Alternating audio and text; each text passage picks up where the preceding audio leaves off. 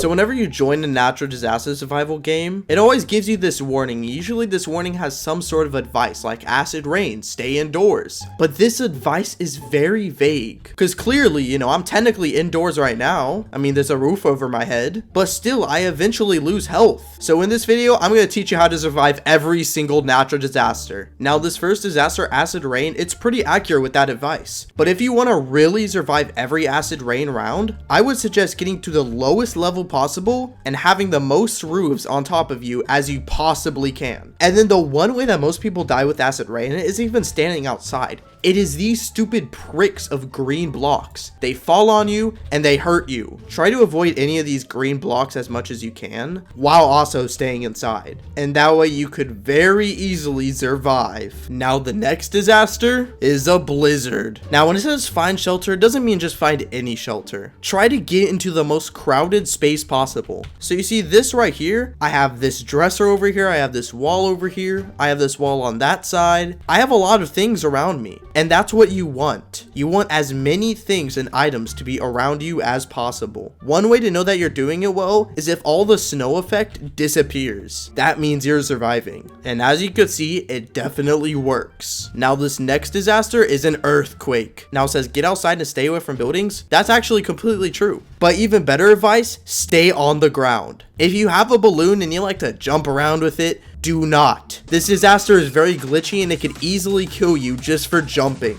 And also the stay away from buildings is kind of irrelevant, but more of just don't be inside of buildings. Be on the ground. And if you follow all of those rules, you could easily survive. Now this next disaster is actually a fire. Now you can see the fire starting right here, and I'm already following the main key of advice. Do not go to high ground. If you see a fire below you, you want to leave as quickly as you possibly can.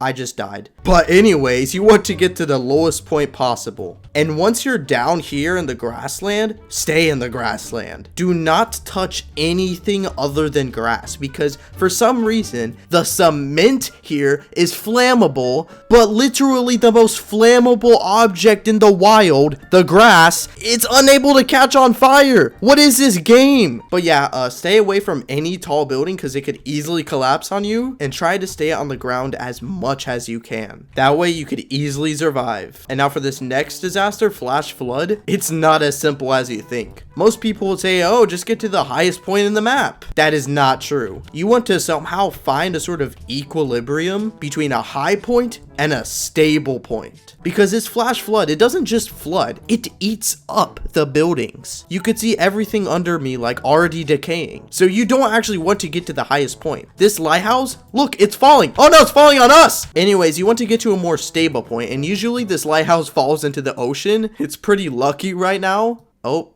it's now the Tower of Pisa. And then that way you will easily survive. But let's say hypothetically that you don't have that high of a point in your map. Either that or that one high point in your map suddenly becomes decayed. Well, if that's the case, then your best course of action would kind of be just to pray. Just keep jumping, especially if you have a balloon. Keep jumping on whatever point is high and stable, whether or not it's under the water, and just pray that you'll survive. You see, it's really eating up this place. I have to keep jumping. Come on, come on. I can do this. No, just keep jumping and I survived. I told you. That's the easiest way to survive a flood. Now, the next disaster is a meteor shower. Your best course of action would sometimes be to hide under a roof. It depends on how many roofs are above you, but there's only one roof here. But really, if there's not that many roofs, then the best course of action is to just look up. Look up, and if there's a meteor about to hit you, try to dodge it. Oh, you see that one? That would have definitely killed me if I didn't move. See, these meteors will try to target you, and if you don't move in time, you're a dead man. The number one way to tell if a meteor is moving to you or not is to see if it's not moving. Because it is moving, it's going down. But if it looks like it's not moving, that means it's moving towards you. But as you can see, I survived. Now the next disaster is a sandstorm. Now the number one way to survive a sandstorm is definitely not to be inside. This is not a blizzard. The number one way is to look. Which way is the sandstorm winds going?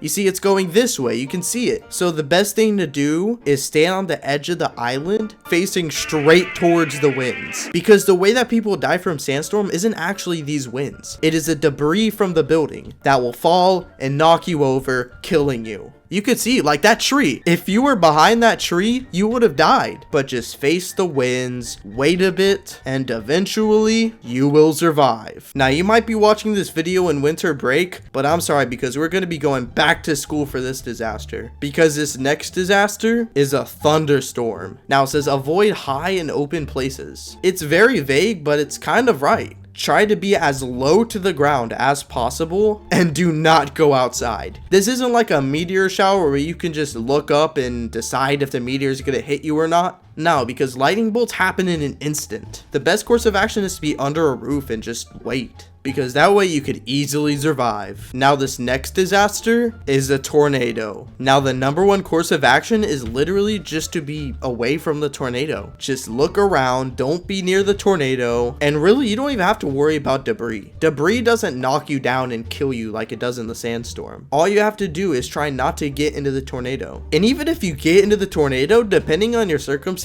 you'll still probably live. It'll just throw you somewhere random in the map, but it is not suggested to go into the tornado. Just keep your distance from it. It may try to follow you, but don't let it tempt you, and that way you will easily survive. Now to survive a tsunami, you want to get on the highest ground possible. Well, not exactly. To survive a tsunami, you don't exactly want to get on the highest ground possible. Instead, you want to get on somewhere that more closely relates to the tsunami's height. Because if you get on a ground that's too high, you could easily fall off and die. And not only that, but you want to be as close to the tsunami when it gets on the island as possible.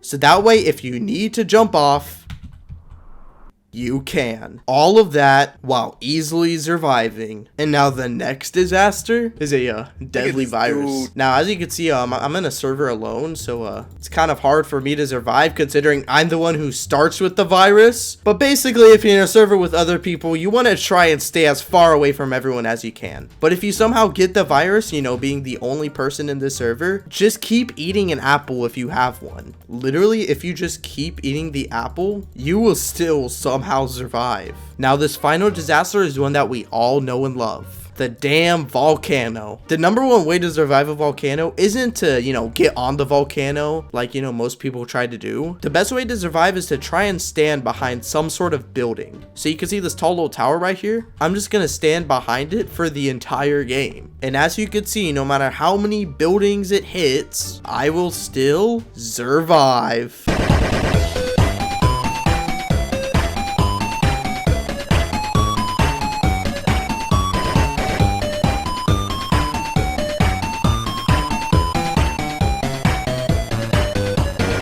Man, I swear this video is just so damn close to 8 minutes, bro. Can it just get there, please? Please just get there. Yes, finally. All right.